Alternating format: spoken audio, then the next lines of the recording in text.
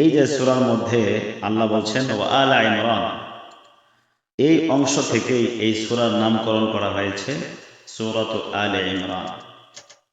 ইমরান পরিবারকে আল্লাহ পাক নির্বাচন করেছেন বিশ্বের মানুষের মাঝে। এই ইমরান কে? ইমরান মূলত দুইজন। একজন হলেন হযরত মূসা আলাইহিস সালাতু ওয়াস সালামের বাবা, আরেকজন হলেন হযরত মরিয়ম আলাইহা সালাতু ওয়াস সালামের বাবা। এখানে হযরত মরিয়ম আলাইহিস সালাতু ওয়াস সালামের বাবাই উদ্দেশ্য, যেহেতু সামনে হযরত মরিয়ম আলাইহা সালাতু ওয়াস সালামের আলোচনা আসতেছে, এজন্য এখানে ইমরান দ্বারা হযরত মরিয়ম আলাইহা সালাতু ওয়াস সালামের পরিবার উদ্দেশ্য। আল্লাহ বলেন যুররিয়াতাম বা'দুহা মিন বা'দ, এই যে যাদেরকে আল্লাহ পাক মনোনীত করেছেন, নির্বাচন করেছেন, এক বিশাল বংশ, একে অপরের আওলাদ, সন্তান, বংশধর হিসেবে। ওয়াল্লাহু সামিউন আলিম, আল্লাহ তাআলা সর্বশ্রোতা এবং তিনি সর্বজ্ঞ, তিনি সবকিছু জানেন। তো রব্বুল আলামিন এখানে হযরত আমাদের ধারাবাহিক আলোচনার আজকে সূরাত আলে ইমরানের 33 নম্বর আয়াত থেকে আলোচনা হবে ইনশাআল্লাহ। ওয়া মা তাওফীকি ইল্লা বিল্লাহ। আল্লাহ রাব্বুল আলামিন এই আয়াতের মধ্যে বলেন, নিশ্চয়ই আল্লাহ তাআলা আদম আলাইহিস সালাম এবং নূহ আলাইহিস সালাম এবং হযরত ইব্রাহিম আলাইহিস সালাতু ওয়াস সালামের পরিবার এবং ইমরানের পরিবারকে বিশ্বের মানুষের উপরে মনোনীত করেছেন, নির্বাচন করেছেন। পৃথিবীতে আল্লাহ তাআলা অসংখ্য মানুষ পাঠাইছেন, তন্মধ্যে কিছু মানুষকে আল্লাহ তাআলা বিশেষ মর্যাদা দান করার জন্য নির্বাচন করেছিলেন, মনোনীত করেছিলেন। তন্মধ্যে আমাদের আদি পিতা হযরত আদম আলাইহিস সালাতু ওয়াস সালাম, তাকে আল্লাহ তাআলা সব মানুষের মধ্যে মনোনীত করেছেন নবী হিসেবে। নূহ আলাইহিস সালাতু ওয়াস সালামকে আল্লাহ তাআলা মনোনীত করেছেন জলিলুল কদর একজন নবী হিসেবে। ইব্রাহিম আলাইহিস সালাতু ওয়াস সালামের পরিবার অর্থাৎ এই বংশকে আল্লাহ তাআলা নবী পাঠানোর জন্য নির্বাচন করেছিলেন। ইব্রাহিম আলাইহিস সালাতু ওয়াস সালামের বংশে অসংখ্য অনেক নবী আগমন করেছেন। ইব্রাহিম আলাইহিস সালাতু ওয়াস সালামের দুই সন্তান ইসমাঈল আলাইহিস সালাম এবং ইসহাক আলাইহিস সালাম। ইসহাক আলাইহিস সালাতু ওয়াস সালামের বংশে বহু পয়গম্বর, ইয়াকুব আলাইহিস সালাম, ইউসুফ আলাইহিস সালাম, মূসা আলাইহিস সালাম, ঈসা আলাইহিস সালাম, এরকম অনেক পয়গম্বর আল্লাহ তাআলা পাঠাইছেন। অপরদিকে ইসমাঈল আলাইহিস সালাতু ওয়াস সালামের বংশে মুহাম্মদুর রাসূলুল্লাহ সাল্লাল্লাহু আলাইহি ওয়াসাল্লামকে পাঠাইছেন।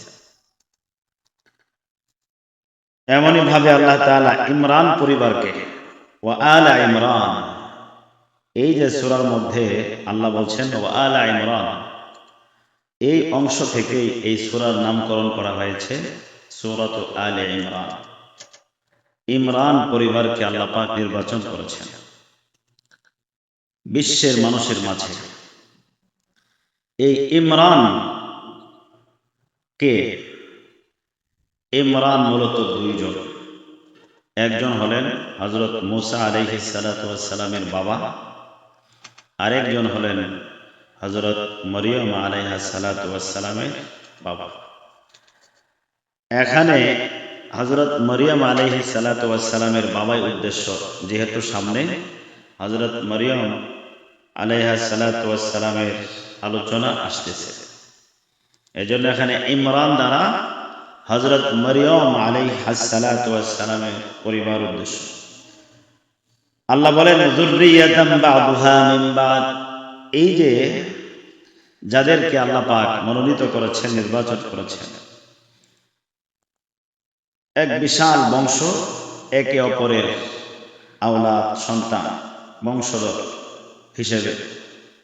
ওয়াল্লাহু সামিউন আলিম, আল্লাহ তাআলা সর্বশ্রোতা এবং তিনি সর্বজ্ঞ, তিনি সবকিছু জানেন। তো রব্বুল আলামিন এখানে হযরত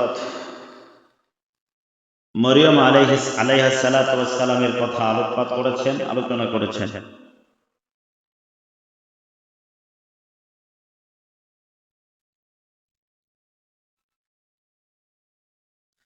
মরিয়ম আলাইহিস সালাতু ওয়াস সালামের আব্বার নাম ছিল ইমরান, আর ওনার আম্মার নাম ছিল হান্না। তো ওনার আম্মা হান্না, ওনার গর্ভে যখন সন্তান আসলো, তিনি তখন মান্নত করেছিলেন যে আল্লাহ তাআলা, আল্লাহ পাকের কাছে মান্নত করছেন যে আমার গর্ভে যে সন্তান আছে, এই সন্তানকে আমি আল্লাহর ঘর বাইতুল মুকাদ্দাস এর খাদেম হিসেবে আমি ওয়াকফ করে দেব। সে যেন তার সারা জীবন আল্লাহর ইবাদত বন্দেগী এবং আল্লাহর ঘরের খেদমতের জন্য তার জীবনকে শেষ করে দিতে পারে, এই জন্য মান্নত করেছেন। এই মান্নতের মধ্য দিয়ে তিনি আল্লাহর কাছে একটা দোয়াও করেছেন। দোয়াটা হলো যেন আল্লাহ পাক তাকে একটা ছেলের সন্তান দান করেন। সূক্ষ্মভাবে তিনি একটা ছেলের সন্তানের জন্য দোয়া করেছেন এই মান্নতের মধ্য দিয়ে। কেন? তখনকার নিয়ম ছিল বাইতুল মুকাদ্দাসের সেবক খাদেম যারা হইত তারা ছেলেই হইত, মেয়েদেরকে খাদেম হিসেবে নেওয়া হতো না। তো তিনি যখন পেটের সন্তানকে বাইতুল মুকাদ্দাসের খাদেম হিসেবে দিয়ে দেওয়ার জন্য মান্নত করেছেন, তো তিনি সূক্ষ্মভাবে আল্লাহর কাছে ছেলে সন্তানেরই দোয়া করেছেন। তো আল্লাহ পাক উল্লেখ করেছেন, ইয ক্বালাত ইমরাতু ইমরান রাব্বি ইন্নী নাযারতু লাকা মা ফি বাতনি। দোয়া করতেছেন যখন ইমরানের স্ত্রী অর্থাৎ মরিয়ম আলাইহিস সালাতু ওয়াস সালামের মা, তিনি যখন বললেন রব্বি ইন্নী নাযারতু লাকা মা ফি বাতনি, হে আমার রব, আমি আমার পেটে যে সন্তান আছে সেটা আপনার জন্য আমি মান্নত করলাম। মুহাররারান, আমি তাকে স্বাধীন করে দেব, দুনিয়ার সব কাজ কারবার থেকে স্বাধীন করে আপনার ঘরের জন্য আমি দিয়ে দেব। ফাতাকাব্বাল মিন্নি, আমার এই মান্নতকে আপনি কবুল করেন। আল্লাহর কাছে তিনি দোয়া করলেন, ইন্নাকা আনতাস সামিউল আলিম, নিশ্চয় আপনি সর্বশ্রোতা এবং সর্বজ্ঞ, আপনি সবকিছু জানেন এবং শুনেন। আপনি আমার দোয়াকে শুনতেছেন, সুতরাং কবুল করেন। এইভাবে তিনি দোয়া করলেন।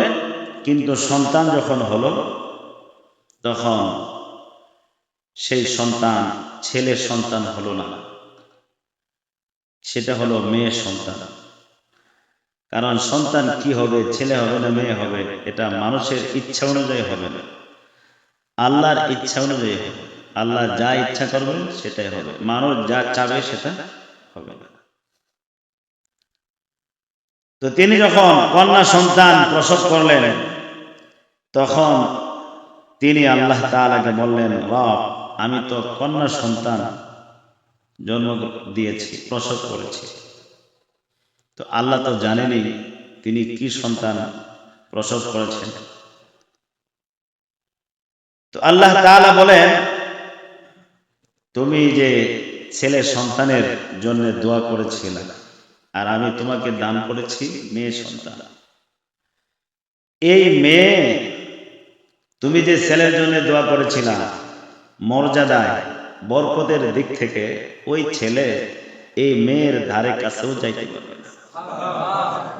কারণ এক বরকতময় মেয়ে সন্তান তোমাকে দান করেছি, যেটা তুমি এখন বুঝতে পারছো না। কারণ এমন একটা মেয়ে সন্তান আল্লাহ পাক এই হান্নার ঘরে জন্ম দিয়েছেন, ভবিষ্যতে ওই মেয়ের গর্ভ থেকে এমন এক মহাপুরুষ পৃথিবীতে আসবে যিনি আল্লাহর পয়গম্বর। তো মারইয়াম আলাইহিস সালাতু ওয়াস সালামের আম্মা বললেন, ফালাম্মা ওয়াদাআতহা ক্বালাত রাব্বি ইন্নী ওয়াদাতুহা উনসা। অতঃপর তিনি যখন সেই সন্তান ভূমিষ্ঠ করলেন, তিনি বললেন, রব্বি ইন্নী ওয়াদাতুহা উনসা, আমি তো কন্যা সন্তান প্রসব করেছি।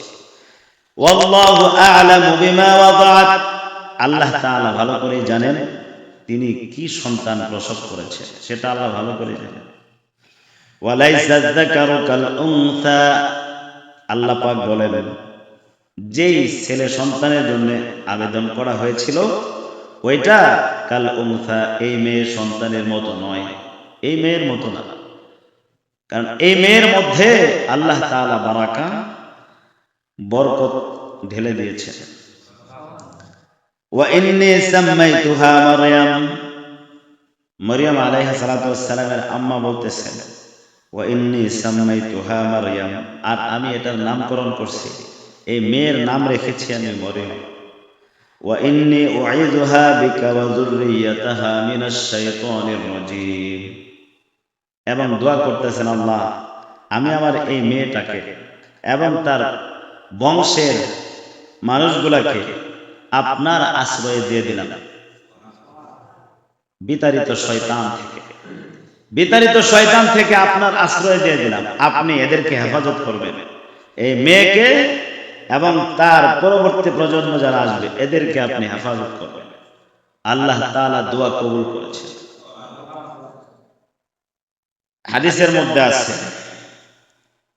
মারইয়াম আলাইহিস সালাতু ওয়াস সালাম এবং তার সন্তান ঈসা আলাইহিস সালাতু ওয়াস সালাম পৃথিবীতে যখন এসেছেন, শয়তান শিশু বাচ্চাদেরকে যে খোঁচা দেয়, আল্লাহ পাক হেফাজত করেছেন এই শিশুদেরকে শয়তান খোঁচা দিতে পারে না। আল্লাহ পাক হেফাজত করেছেন, তার মায়ের দোয়াকে কবুল করেছেন। ফাতাকাব্বালাহা রাব্বুহা বিকবুলিন হাসান, আল্লাহ তাআলা বলেন, আল্লাহ পাক তার দোয়াকে উত্তম রূপে কবুল করলেন। মানে হান্না যে দোয়া করছে, মারইয়াম আলাইহিস সালাতু ওয়াস সালামের মা যে দোয়া করছে, এই দোয়াটাকে আল্লাহ তাআলা উত্তম ভাবে কবুল করছে। ওয়া আমবাতাহা নাবাতান হাসানা, এবং মারইয়াম আলাইহিস সালাতু ওয়াস সালামকে আল্লাহ পাক উত্তম রূপে লালন পালনের ব্যবস্থা করছে। তখন ওনার বাবা জীবিত ছিল না, ইমরান, এখন লালন পালন করবে কে? আল্লাহ পাক এমন এক ব্যবস্থা করছেন, বাইতুল মুকাদ্দাসের দায়িত্বে যারা ছিল, হযরত জাকারিয়া আলাইহিস সালাতু ওয়াস সালাম, জাকারিয়া তিনি আল্লাহর পয়গম্বর ছিলেন, তিনি বাইতুল মুকাদ্দাসের সেবকদের একজন ছিলেন। তো অনেকগুলা দায়িত্বশীল ছিল। আল্লাহ তাআলা তাদের দিলের মধ্যে মারইয়াম আলাইহিস সালাতু ওয়াস সালামের মায়া সৃষ্টি করে দিয়েছে।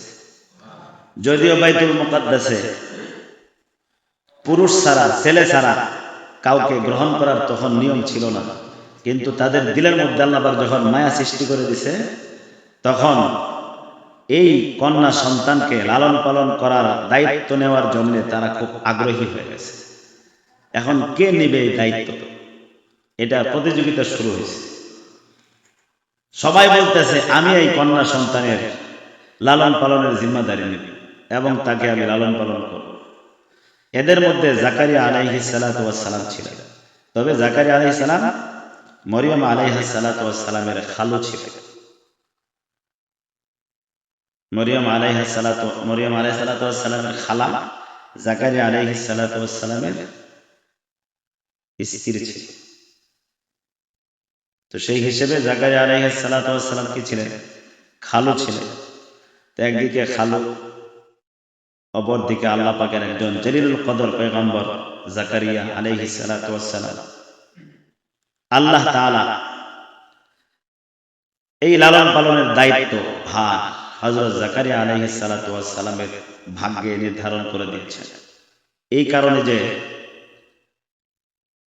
ওনার অধীনে ওনার স্ত্রী মারইয়াম আলাইহিস সালাতু ওয়াস সালামের খালা, আর খালা তো মায়ের মতো, খালা মায়ের মতো। তো আল্লাহ রাব্বুল আলামিন মারইয়াম আলাইহিস সালাতু ওয়াস সালামের লালন পালনের দায়িত্ব জাকারিয়া আলাইহিস সালাতু ওয়াস সালামকে দান করলেন। ঘটনা এমন ছিল, এখন কে দায়িত্ব নেবে? সবাই যখন আগ্রহী হয়ে গেছে, তখনকার এরকম কোনো সমস্যা তৈরি হলে লটারির মাধ্যমে সেটার সমাধান করা হতো। আর লটারি করা হতো কলমের মাধ্যমে, যে কলম দিয়ে তারা তাওরাত কিতাব লিখত, এই কলমের মাধ্যমে লটারি দেওয়া হতো। তো লটারি দেওয়ার জন্য জর্দান নদীর তীরে উপস্থিত হয়েছে সবাই। উপস্থিত হওয়ার পরে যার যার কলম নিক্ষেপ করছে নদীর মধ্যে। শর্ত ছিল, যার কলম স্রোতে ভেসে যাবে না, বরং কলম উজানের দিকে চলতে থাকে। কলম পানির স্রোতে ভাটির দিকে যাবে না, পিছনের দিকে যাবে না, বরং কলম মাছের মতো সামনের দিকে অগ্রসর হবে। যার কলম সেই হবে মারিয়াম আলাইহিস সালাতু ওয়াস সালামের লালন পালনকারী। এভাবে যখন সবাই কলম নিক্ষেপ করেছে, সবার কলম ভাটির দিকে চলে গেছে, পিছনের দিকে চলে গেছে, কিন্তু জাকারিয়া আলাইহিস সালাতু ওয়াস সালামের কলম পিছনের দিকে যায় না, বরং সামনের দিকে অগ্রসর হয়েছে। তো আল্লাহ তাআলা এইভাবে হযরত মারিয়াম আলাইহিস সালাতু ওয়াস সালামের লালন পালনের জিম্মাদারি হযরত জাকারিয়া আলাইহিস সালাতু ওয়াস সালামকে দান করেছেন। রব্বুল আলামিন এই কথাই বলছেন, ওয়া কাফফালাহা জাকারিয়া। আর আল্লাহ তাআলা মারিয়াম আলাইহিস সালাতু ওয়াস সালামের লালন পালনের দায়িত্ব হযরত জাকারিয়া আলাইহিস সালাতু ওয়াস সালামকে দান করলেন। তো এইভাবে তিনি লালিত পালিত হচ্ছিলেন খালার ঘরে। ছোট বাচ্চা খালার ঘরে লালিত পালিত হচ্ছেন। যখন একটু বড় হয়েছেন, তখন বাইতুল মুকাদ্দাসের পাশে ছোট্ট একটা কামরা, একটা রুম নির্মাণ করে দিয়েছেন। এই রুমের মধ্যে হযরত মারিয়াম আলাইহিস সালাতু ওয়াস সালাম সারা দিন ইবাদত বندگی করতেন, আর রাতের বেলা খালার ঘরে গিয়ে থাকতেন।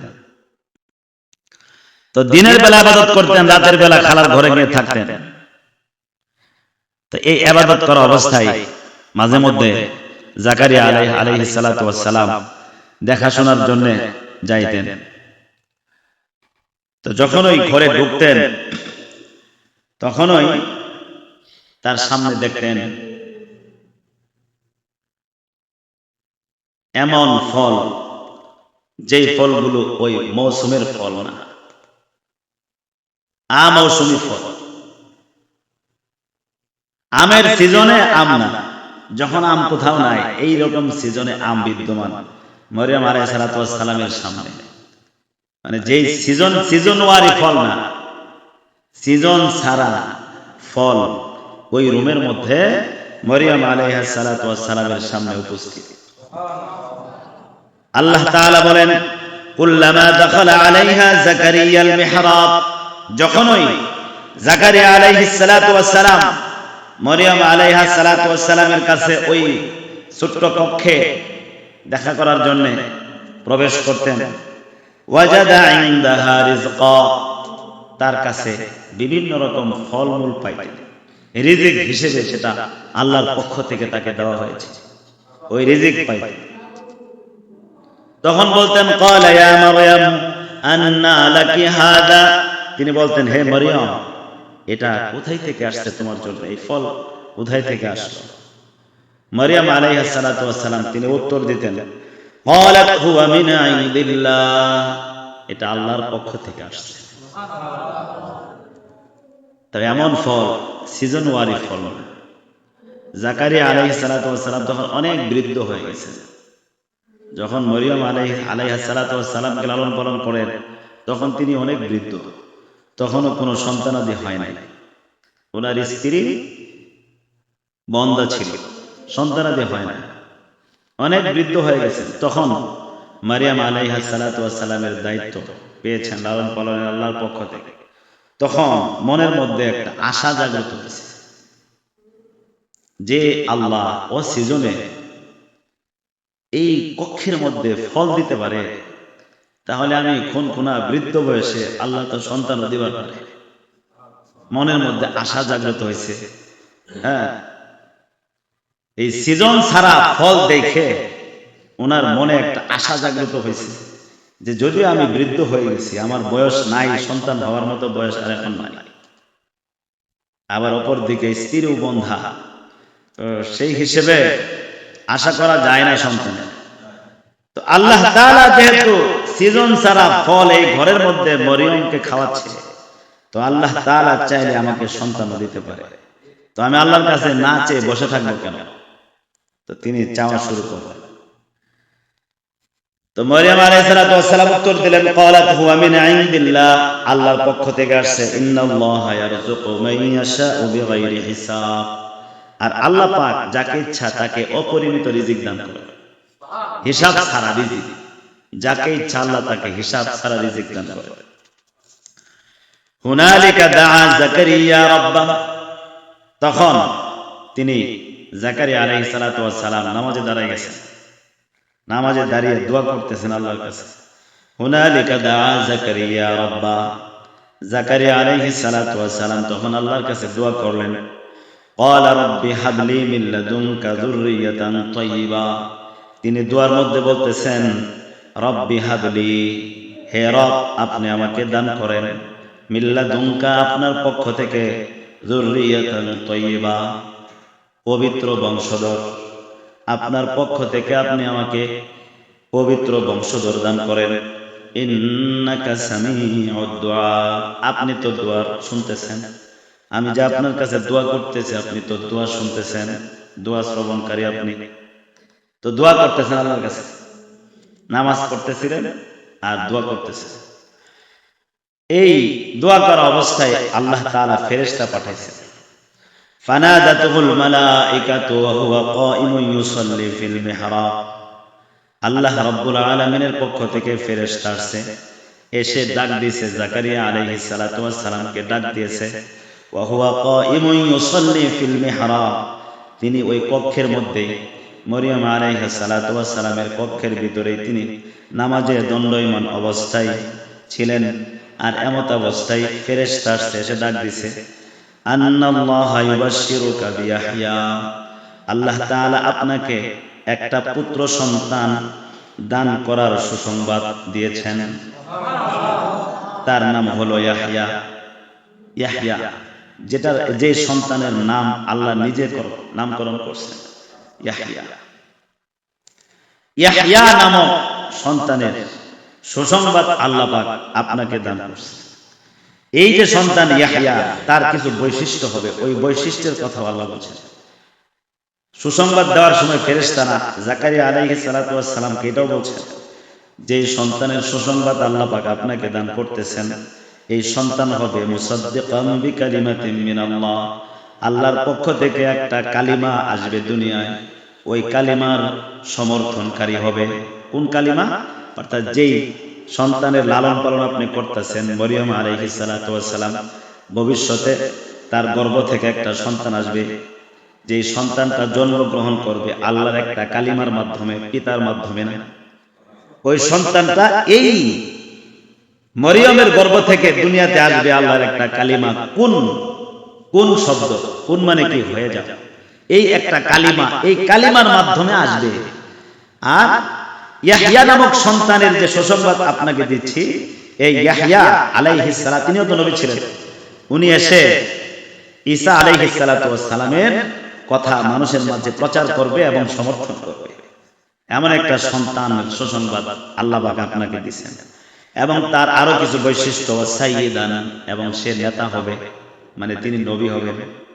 ও হাসুরান, এবং তিনি হবেন হাসুর। হাসুর মানে হলো দুনিয়ার ভোগবিলাস এবং নারীর মাধ্যমে আনন্দ উল্লাস থেকে বিরত যে থাকে তাকে হাসুর বলে।